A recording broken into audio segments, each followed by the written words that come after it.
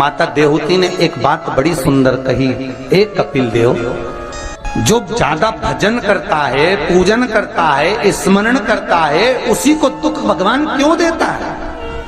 पड़ोसन कभी मंदिर नहीं जाती, अगरबत्ती नहीं लगाती, कभी किसी को 1 रुपया दान नहीं करती, वो तो खूब फले फूले।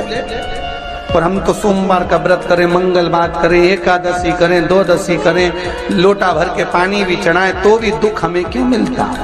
बोलो रे जी सही है कि गलत है? उसका उत्तर कपिल देव जी महाराज ने दिया, मां सुनो, जिस प्रश्न को आपने मुझसे करा, यही प्रश्न देवऋषि नारद ने भगवान विष्णु से करा था।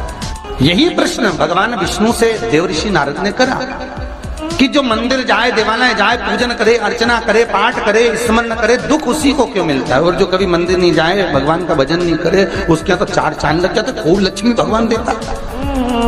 नारद जी ने जैसे भगवान विष्णु से ये प्रश्न किया, तो भगवान विष्णु देवऋषि नारद से बोले, इसका उत्तर मैं बाद में दूंगा, पहले अपन दोनों ब्राह्मण के कपड़े पहनकर चल घूमने चलते।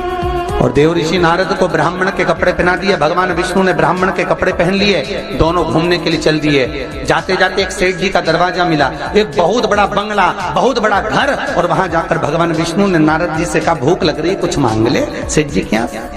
नारद जी ने आवाज लगाई, भिक्षाम देही। सेठ जी निकल के बाहर आए, क्या है बाबा? हमें भूख लगी है, थोड़ा सा कुछ दे दीजिए।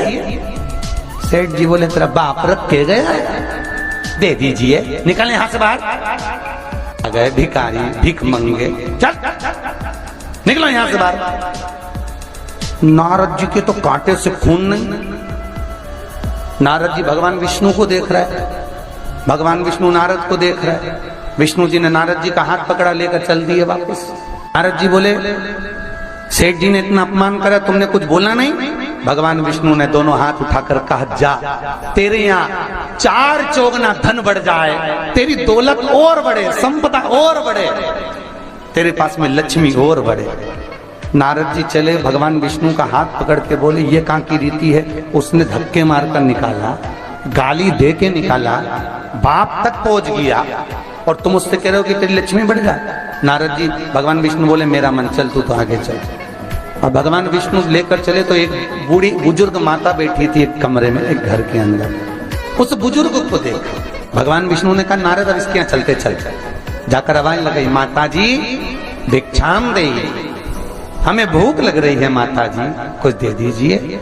माता जी बोली, देखो बाबा, मेरे घर में खाने का तो कुछ भी नहीं है, बस एक गाय है, उस गाय की मैं सेवा करती हूँ, दूध मिलता है, वही दूध रखा हुआ है, तुम दोनों अंदर आ जाओ। और 2 आसन लगा दिए माता जी ने, दोनों को बिठा दिया। माता जी दोनों के लिए दूध लेकर आई, दे दिया। भगवान विष्णु और नारद चले। नारद जी बोले, कितनी अच्छी माता है, बिठा के दूध पिलाया, पानी पिलाया, और बस सेठ जी ने धक्के मारकर निकाल दिया। भगवान आशीर्वाद दो इस बूढ़ी माता को। भगवान विष्णु ने दोनों हाथ उठाकर कहा, जा, तेरी गाय मर जाए। अब तो और कांटे से खून नहीं। भगवान देवऋषि नारद ने कहा, प्रभु तुम्हारा ये स्वरूप मुझे बहुत बुरा लगा। भगवान ने कहा, कौन सा स्वरूप? वो सेठ जी ने धक्के मारकर निकाला था, कहते हैं और लक्ष्मी बढ़े, और वो बेचारी गाय का दूध पिलाई और तुम कहते उसकी गाय मर जाए। हाँ। भगवान बोले, मेरा मन, तो तुमने ऐसा क्यों करा? भगवान बोले, नारद तू मेरी लीला नहीं समझता ना। नारद जी बोले, कभी समझूंगा भी नहीं, पहले बताओ ये क्यों हुआ, लीला जाने दो, मुझे तो ये बताओ। भगवान ने कहा, नारद बात इतनी सी है, वो बूढ़ी माता मेरा भजन करती है, दिन भर मेरा नाम लेती है, वो मरेगी, उसके घर में एक गाय है, उसमें उसका दिल बहुत लगा हुआ है, उसकी सेवा करती है, मरेगी, मरते समय विचार करेगी कि मेरे मरने के बाद मेरी गाय का क्या होगा।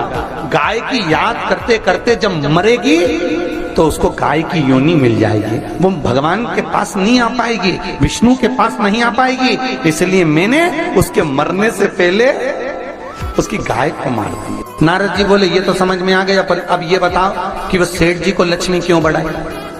भगवान बोले, नारद उसको धन से बहुत प्रेम है, मैंने लक्ष्मी इसलिए बढ़ाने का आशीर्वाद दिया कि वो लक्ष्मी को जोड़ जोड़ के इकट्ठा कर कर कर जब मरेगा, वो लक्ष्मी और पैसे के चक्कर में जब मरेगा तो आखिरी में मरकर सांप बनकर उसी दौलत पे बैठा रहेगा।